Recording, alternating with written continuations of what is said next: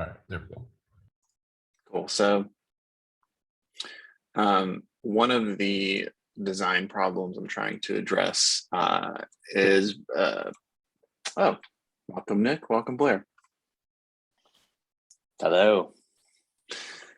So yeah, Daniel and I are just kicking off. Like I said, one of the design problems I've been trying to approach is in part because of a very, very minimum viable change the compliance group introduced many moons ago. This button right here does not actually have anything to do with what is on the rest of this page. It is just like a combination of data on this page and then a completely separate feature as a way to get your merge commit history. You can either search for a specific commit or just export the list itself. So yeah, it has nothing to do with this. This has all to do with like merge request violations, and this has to do with your merge commits. So based off of some of that user feedback we've gotten from both a few customers, but also like our sales team and people that have been trying to put together like recommendations, people were very confused about what that button did or how it related or how it worked. What made the most sense to me was creating a separate page for each of these two features. But since this feature is just purely data in a CSV, I wanted to try and like bring that data forward, a way that you could search it and then still retain the functionality. But where I'm hung up is what would be worthwhile to validate from a research perspective. I feel like we just released the most minimal thing possible, and we just didn't add any normal functionality that probably should come alongside the job of discovering compliance violations or needing to synthesize data down for a specific report. So I have all these ideas that I've kind of broken up across numerous issues. So this is a bigger epic, but I'm kind of like, what should I go test? What would be meaningful? I don't know if necessarily think it would help too much to just say, okay, can you find this specific commit and then export it? Because I'm like, I know they can, they already do that today. This would just make it a little bit easier to do it in the UI rather than exporting it to a Google Sheet and then filtering the data.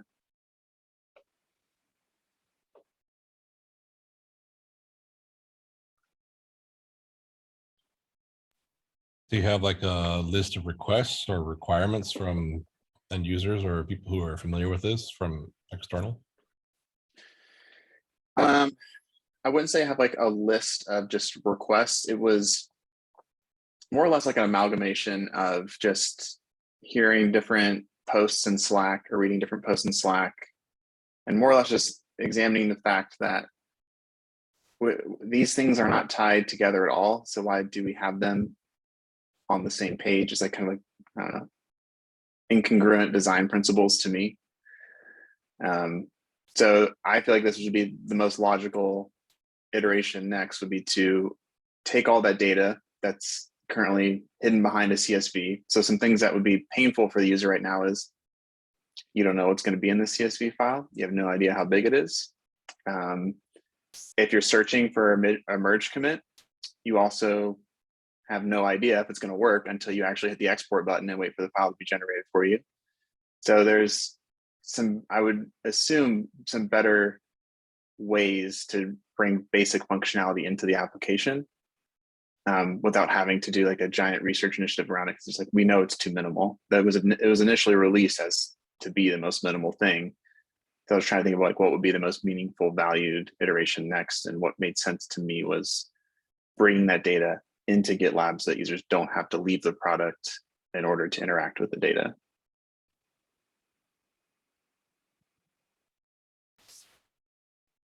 Does that answer your question, Daniel? Yeah, I mean, it makes sense that this is an MVC, but for me, like my assumption would be based off of the previous work where the MVC was just like, okay, this is our first step. Was there a trail or an idea of where it would go next? And does this fit into that? Or did it kind of just die off and it was the MVC was the end of the road? I mean, this might be calling back to your days when you were acting as the interim designer for compliance, but Yeah, because I remember like what we were talking about was like a dashboard system and a monitoring system yeah, and all sorts of other yeah, stuff. So I don't know what yeah, happened since then till now, if that still has validity or not, because this is not really a dashboard. This is just strictly correct. an export CSV audit report trail. Right. So that's a really great question and a good lead into why is the compliance report the way it is today. So this current functionality is nothing more than the data we already have now, but we're actually highlighting what was wrong with the merge request itself. So like in this scenario, we tell you it was approved by a committer or had less than 2 approvals. Today, if you didn't have this feature flag turned on, you wouldn't be able to know. You'd have to guess. So we heard a couple of things in our research, which was the data wasn't much of a dashboard. Like it wasn't giving you metrics on data. It was giving you specific things to investigate. So it felt like more of a report. And so with that, like, I think that's why this tab has focused on the reports that correspond with compliance. I think we would like to still keep the vision of creating a compliance dashboard, one that's probably more similar to the security dashboard. But at this point, we don't have these data points yet. So we're just going through the very slow process of refining the data set that we have currently, and we can work towards a more holistic dashboard.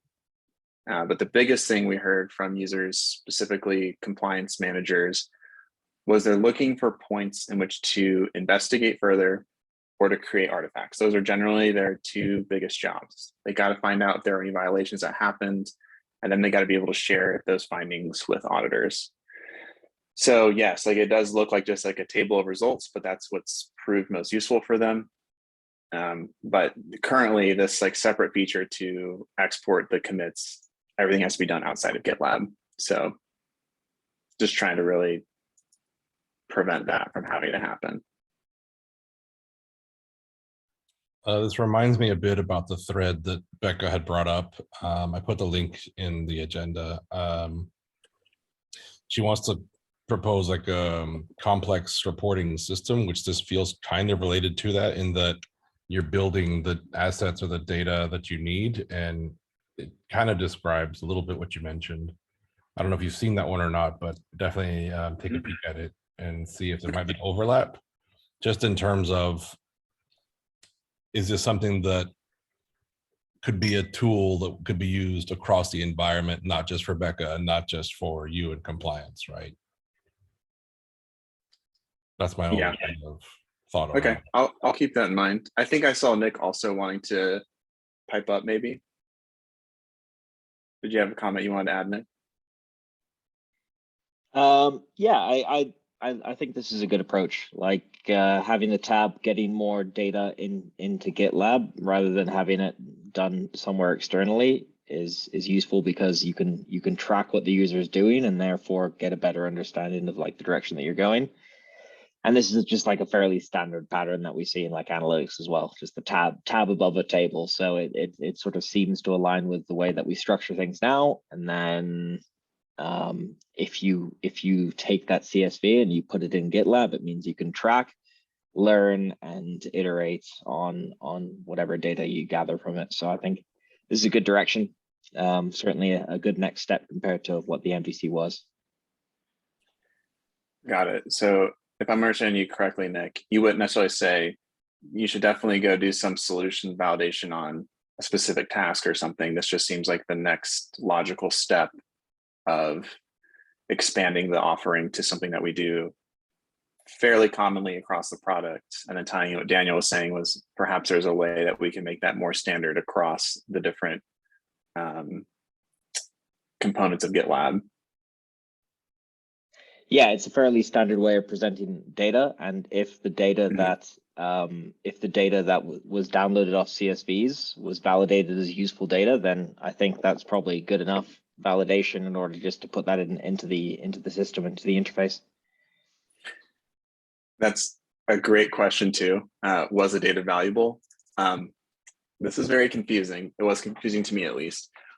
we use specifically merge commits right now. That's the only thing you can find in there. But all of our users, not all of our users, many users have put in requests asking why they can't look up all commits. It's a backend limitation right now. So I would love to see that go away, but I don't know if it will be feasible to index and be able to pull all that data in. So I have a highlight as a precursor. Generally, though, all the data is useful so far. It's just they're like, why can't I look up any commit that I want? It's like, well, sorry, backend stuff, you know. Do we have a list of commits under repository, or let me just check on the interface? Do we have like a list of commits anyway within our interface? We do. Yeah, if you go to a specific project, repo commits, you get a repo, you'll go to commits. Yeah, you can look them up there. Is there a way to create some like a page navigation link in between this and that, this in the compliance report? Would that be necessary? Like, I don't know. Like, how do you create more of a thread between them? Is the constant thing I've been thinking with like optimize and stuff.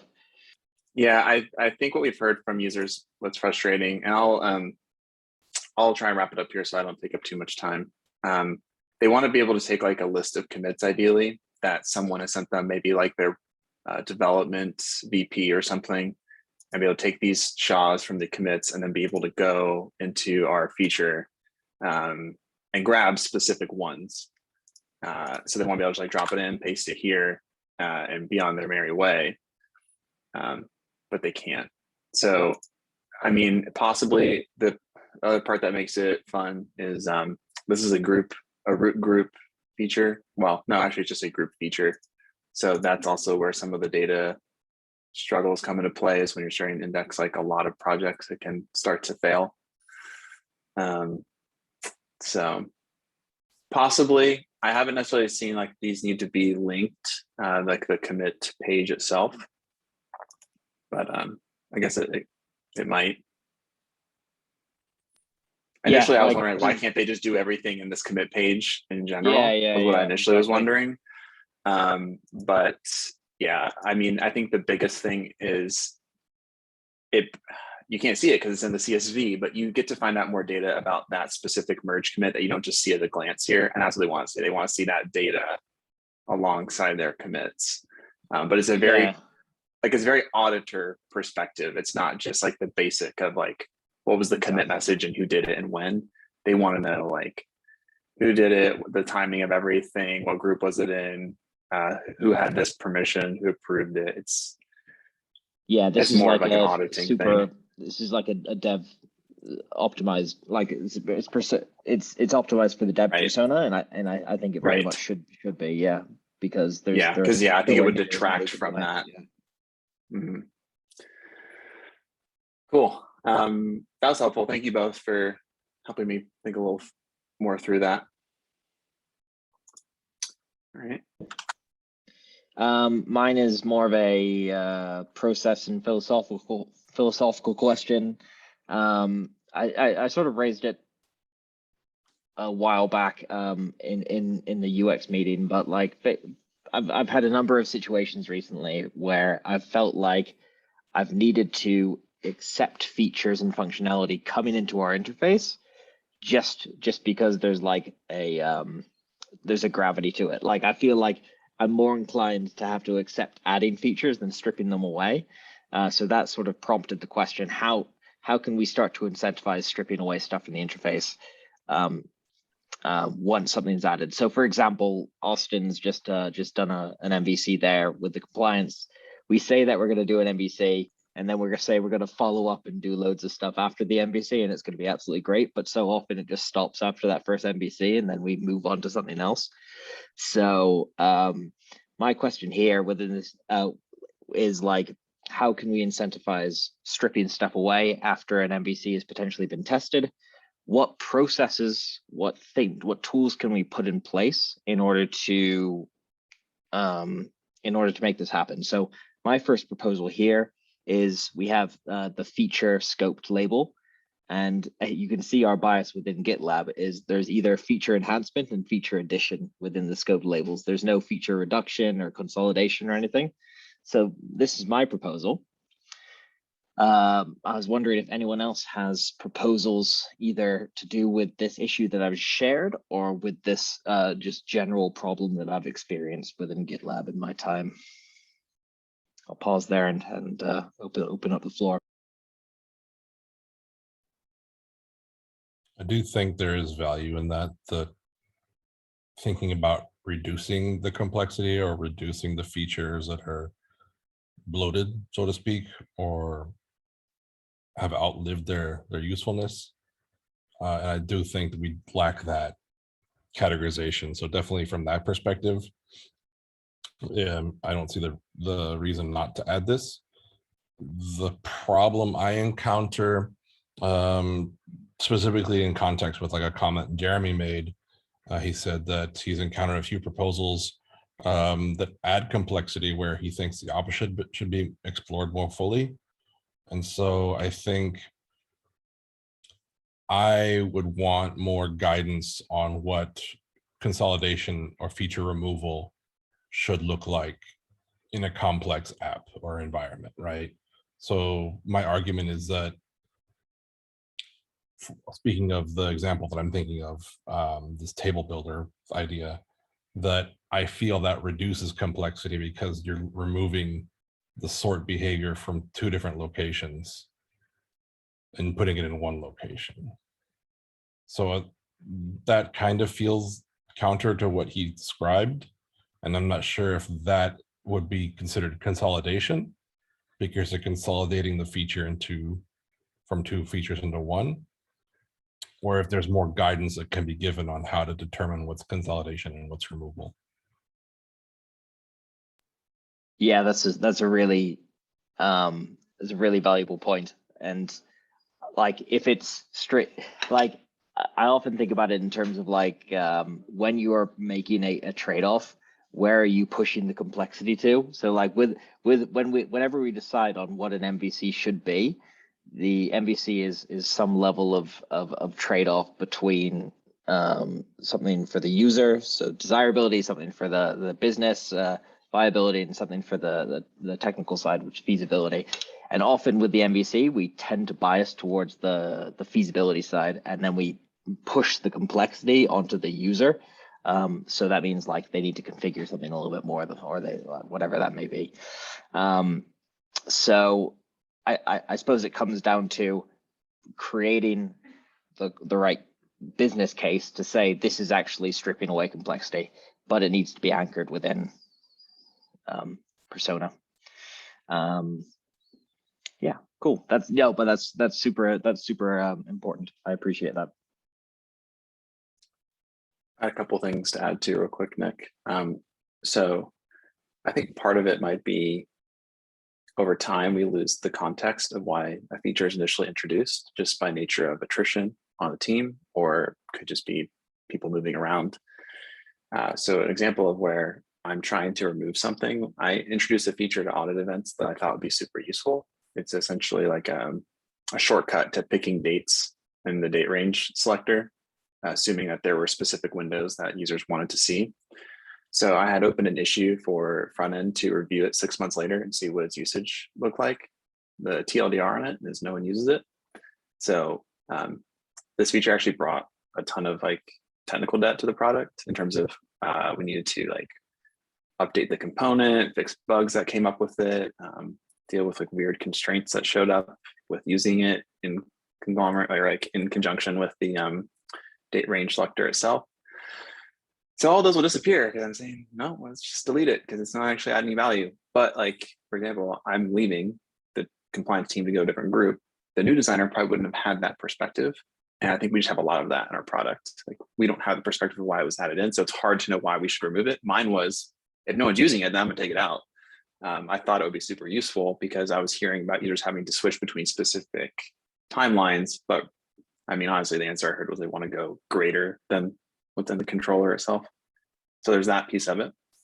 But if you're looking for someone that I think that is very good at tactfully trying to decide how to introduce like features into the product, Code review is particularly sensitive, especially around like merge requests. And Kai is very, very data oriented when it comes to justifying whether something needs to be added in. So I added a thread in which he actually helped pull data from Sisense and like walked through like why his thought process of looking at that data set would inform whether or not we should add something in. I think is something that we could all challenge ourselves to do more of. But I'm not gonna lie, it's freaking hard to like think about it in that way and then really come up with it. But it's a great question. It's a great question overall. Hopefully those things will give you some inspiration. Yeah, I appreciate those examples. Those are great.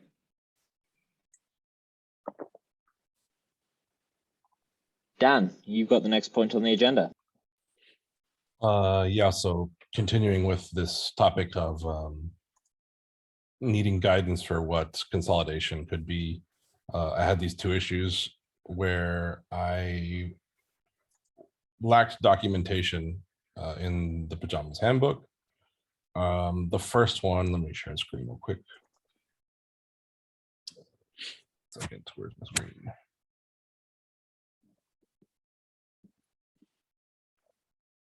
Ooh, Sorry. this is a good one, Daniel. I know.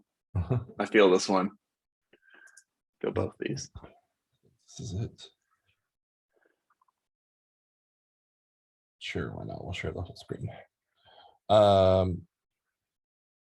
So the one that I was speaking of specifically is this.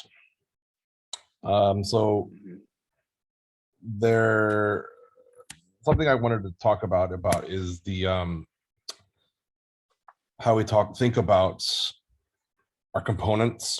And right now, I think Nick spent time on this also, that we only deal with stuff at the object or the basic atomic level and not like the component above it or the organism level. So thinking of like atomic design, why are these functional components all separate and all in different places? Again, they're just everything all over the place, but there's no guidance on when to use sort, filter, action bars, drop down table, because it's not a more or less atomic component or a small defined object, because we don't have that guidance. So I was hoping that at least there'd be a way we could start off that discussion by defining a search, filter, or sort bar component. And this is kind of just a rough placeholder issue for it.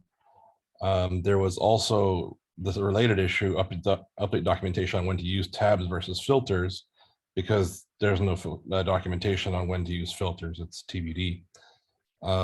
It feels like some stuff in the design system is still lacking guidance. To do. So I was hoping that this might generate some discussion with the group. I'll try and bring this up in the weekly for the rest of the team. But this is something that's kind of bugging me because I'm trying to work on some workflows and some wireframes. And I'm like, well, what method do I use? Do I use a search and a sort? Do I use a filter? Do I use filter and a sort and an action? Like, it's just a mess. And I think it'd be easier if we could talk about consolidation and reduction in that aspect.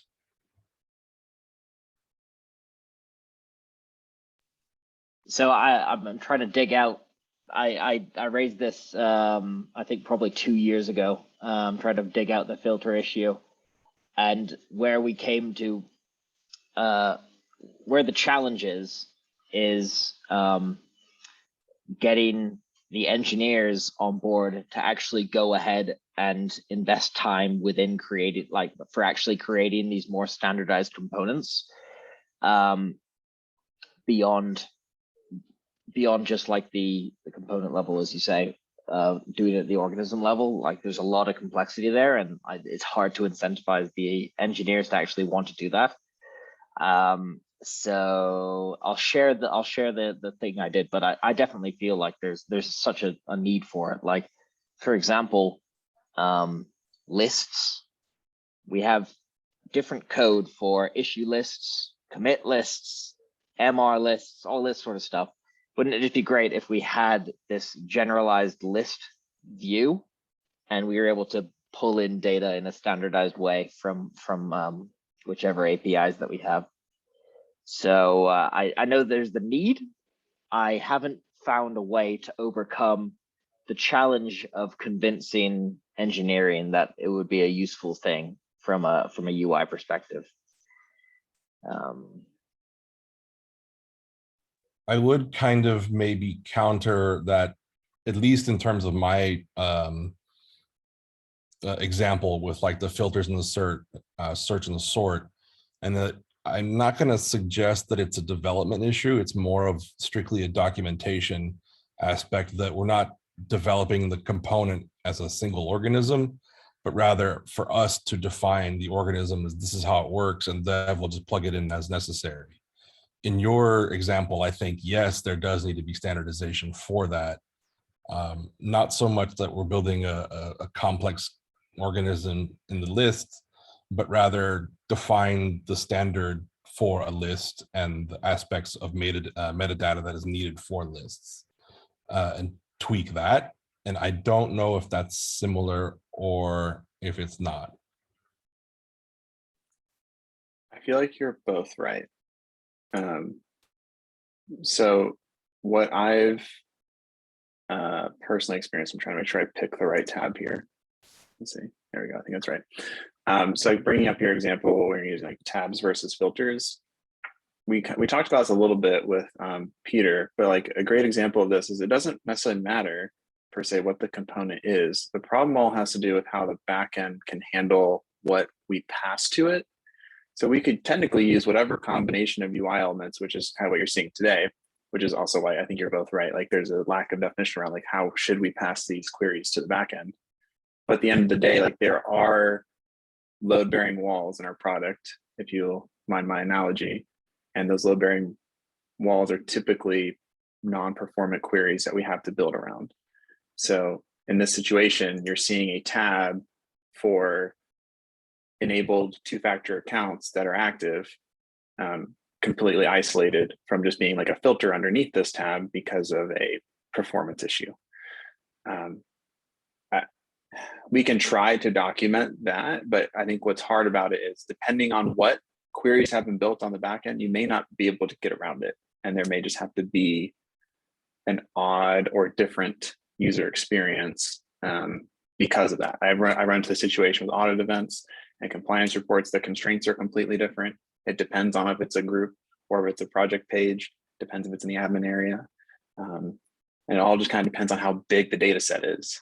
And I think it's both engineering challenge of like, yeah, we don't have perfectly indexed databases for this scenario, but then also like we haven't like perfectly defined what we want our patterns to be, but we can't necessarily define the pattern strictly because then you might run a scenario where you can't put a feature in at all, like being able to discover what two-factor accounts are active because the database can't support the style in which we'd like to have it. Tough stuff. Yeah, I think I had, I don't know if that's the comment. Yeah, the add search and filter categories. Peter had dug into this quite a bit, and that was his comment right there about this. So yeah, I mean, that's definitely something that needs to be addressed. The backend functionality just can't search it. Heard it so many times.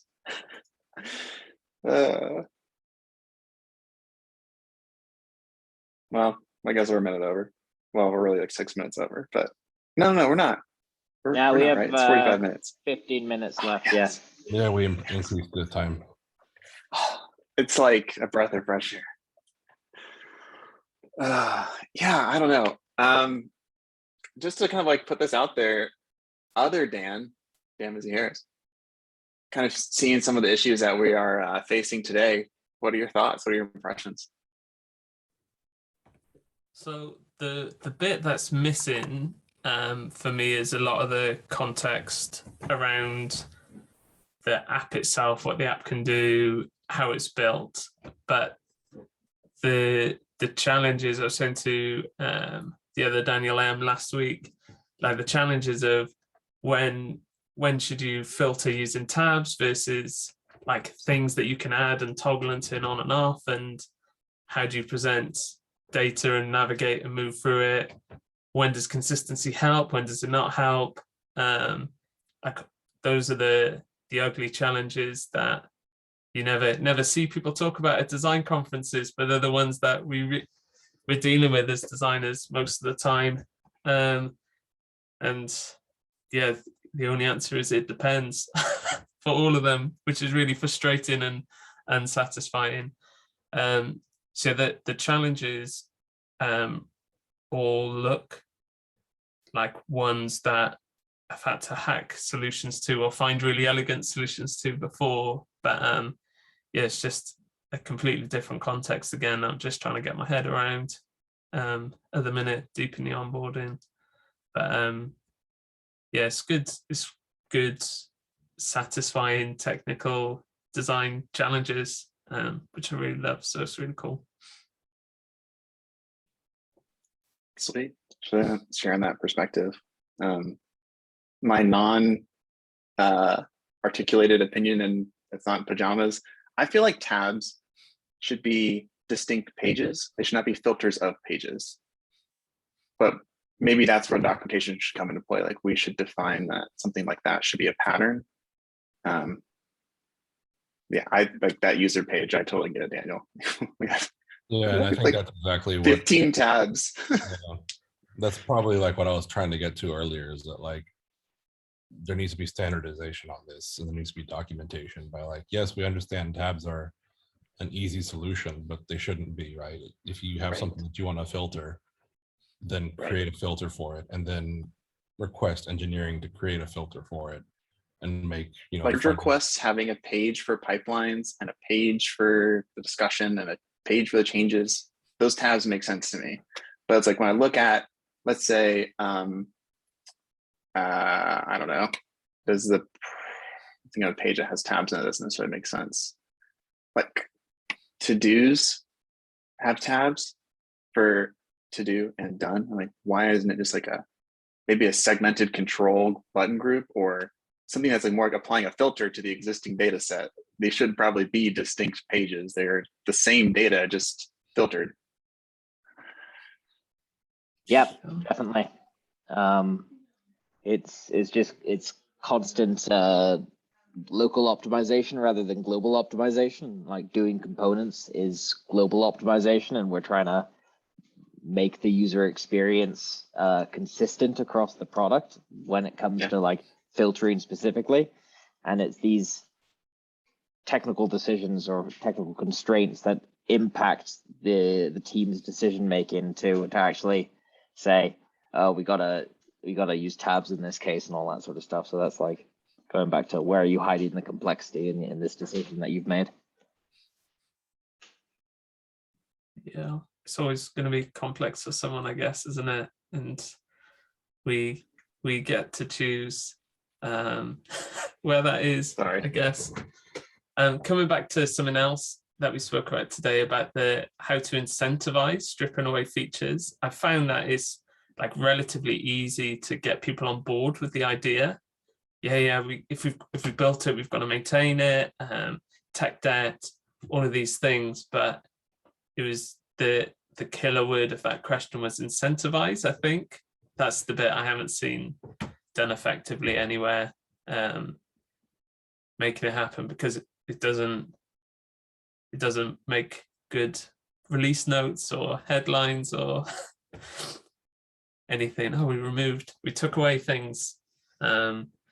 Yeah, one of the comments suggested thinking about it is tech debt, and maybe if there's any performance metrics that are tracked against tech debt, like if certain number of issues a month with tech debt need to be closed, maybe that's a way we can approach it. But I don't know enough yet to add anything sensible to how you incentivize it.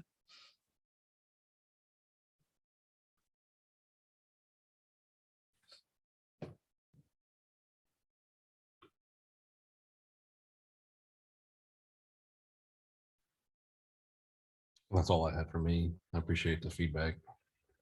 How's onboarding going, Dan? Dan MH. It's big, but it's pretty good. I'm hoping start of next week I'll start digging into import and optimize and see, really work out what's going on there, and start being able to add some value the week after that. But managed to get the GDK up and running. I was pretty pleased with that. Thankfully, it was a lot simpler than other stuff I've had to do like that in the past. Yeah, soon enough, you may just have to like all I do is rely on Gitpod now, which is an absolute lifesaver. So try and figure. Yeah, have you tried Gitpod yet? No, it's like the bullet point underneath on my onboarding task. So probably going to try and tackle that tomorrow morning. So after going through this ordeal for GDK and having to press a single button for Gitpod, you're gonna realize which one's more valuable. Yeah, but it's all good context. Find the local installation is faster than Gitpod. And then also, if you step away from Gitpod for a coffee, it stops working. You have to start it over again. And I haven't figured that one out either.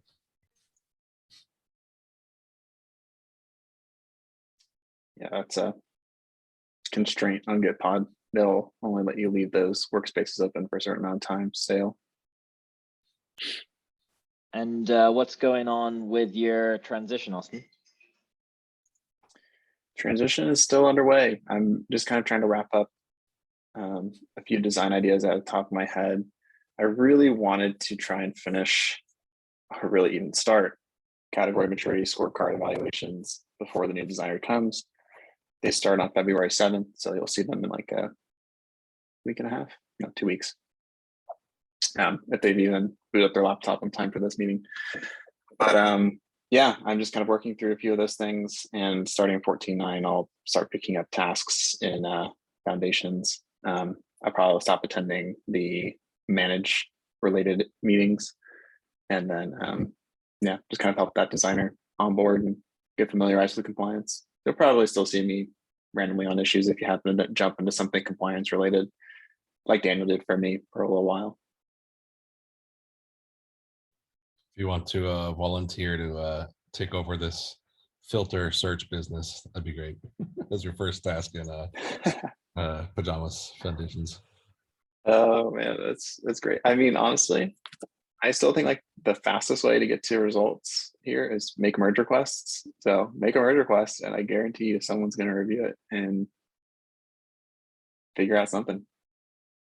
No, the problem in merge request is this is a Figma change and Pajamas documentation change. Well, I guess you just Pajamas documentation would be the faster way.